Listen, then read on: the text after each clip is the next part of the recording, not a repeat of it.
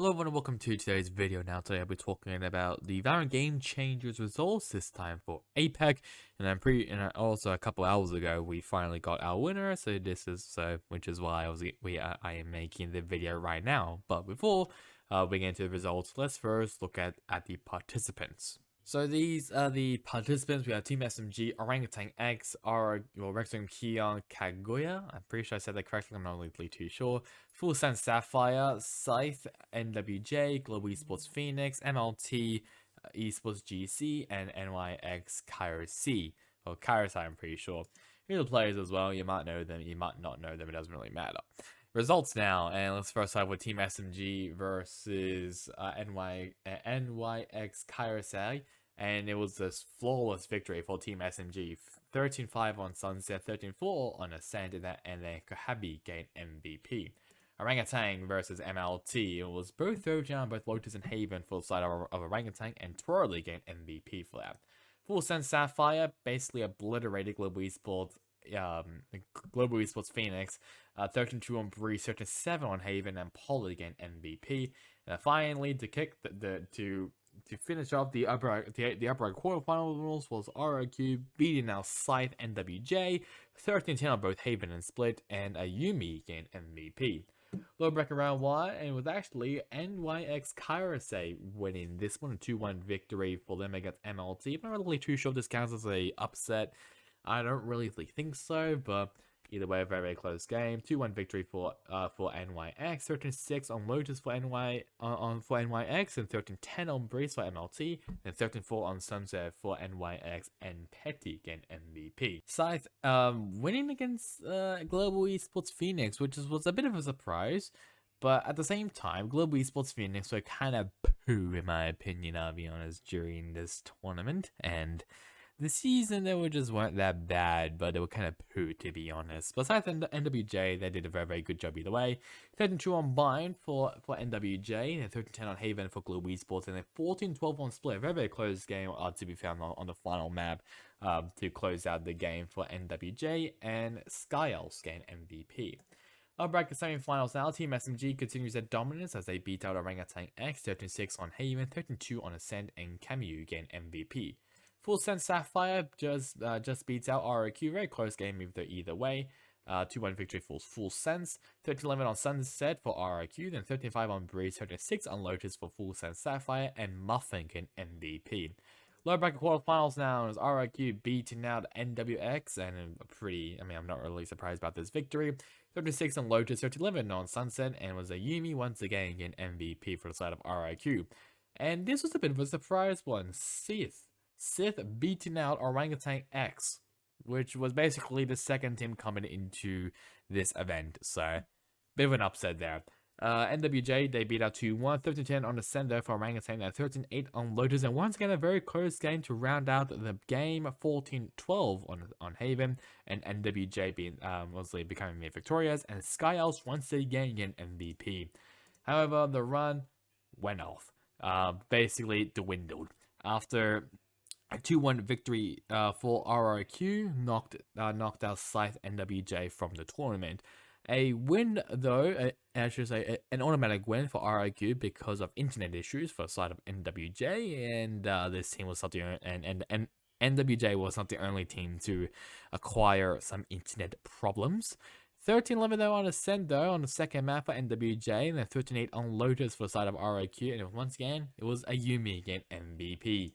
Our bracket finals now, and as Team SMG, they locked themselves into the grand final after a pretty convincing win against Full Sense Sapphire. And let me just tell you this, Full Sense Sapphire, this was the roster that represented APAC last year in GameChangers Championship. And I'm pretty sure they came 5th through 6th, if I remember correctly, which is actually still pretty good for APAC, so yeah, with them getting absolutely obliterated by by Team SMG, really is saying something about how much Team SMG has improved. But anyway, 13-8 on Lotus, 13-4 on Split, and it was Henry gained MVP.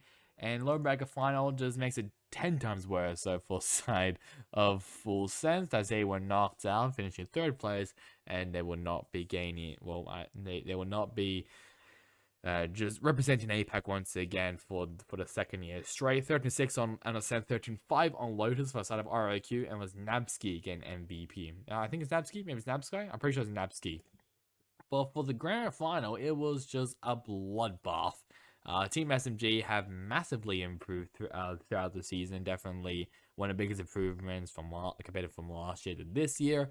And I mean, it was a 3-0 victory for SMG, a 13-7 on Split, a forfeit from the side of RIQ because of internet issues, and a 13-5 on Bind for the side of SMG. So a pretty convincing 3-0 victory for SMG. Not really surprised considering that SMG were coming in here as a favorite, and they just have been up on another level in my opinion. They've been so good throughout this whole season, so I'm very excited to see how they go internationally over in Brazil, Sao Paulo. Obviously, before we also get into the other teams in Game Changers Championships, we also have to talk about the only best of 5 game, that being the grand final, Team SMG versus ROQ. Yeah, I mean, even though we didn't really say who was the MVP, I'm guessing MVP might be Shirazi or even Camu.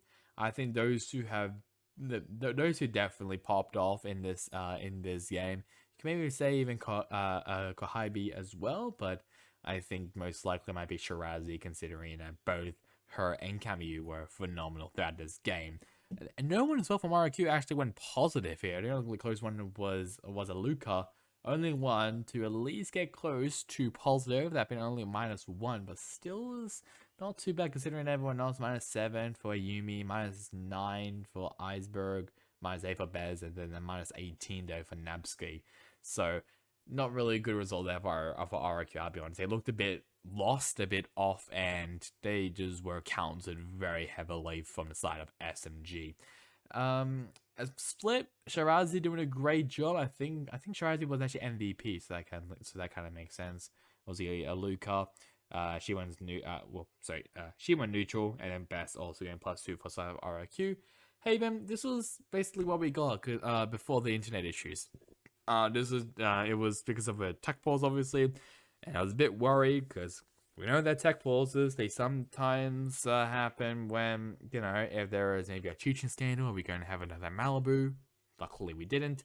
But yeah, we don't actually really know what the stats was, but that was basically what the game was until that internet issue for RIQ. And then by 13-5, I mean, Camu, who got MVP on this map, no surprise there. No one for side of RIQ going positive. I think RIQ, they struggled a lot. They were counted heavily, and their morale went down the toilet basically after that second map, when they had a tech issue. So, and plus, I mean, they were down 10-5, so they could have actually made a comeback maybe and get and possibly even make it maybe to map 4, but it's just unlucky there for RQ. Let's now have a look at the performance wise. Only Henry gained a 4K for side of SMG, and Luca also gained a 4K, and that's really all which is really notable here in this match. So along with Team SMG, who will be making their international debut, obviously they're joined by BBL, G2, EG, Version 1, and Team Liquid. Last time it will either be Fire, Power, and Crew Blaze, and then East Asia will be either one of the Korean, Chinese, or Japanese teams. So just want to also remind you, like, comment, subscribe. It would really help me, especially in this channel. Probably gonna maybe aim for 185 subscribers, or even 190 subscribers as well at the end of this year. It'd be also great to reach 200 as well. So that's really about it for me. Hope you guys enjoyed it. Catch you guys next time in the next one. Goodbye.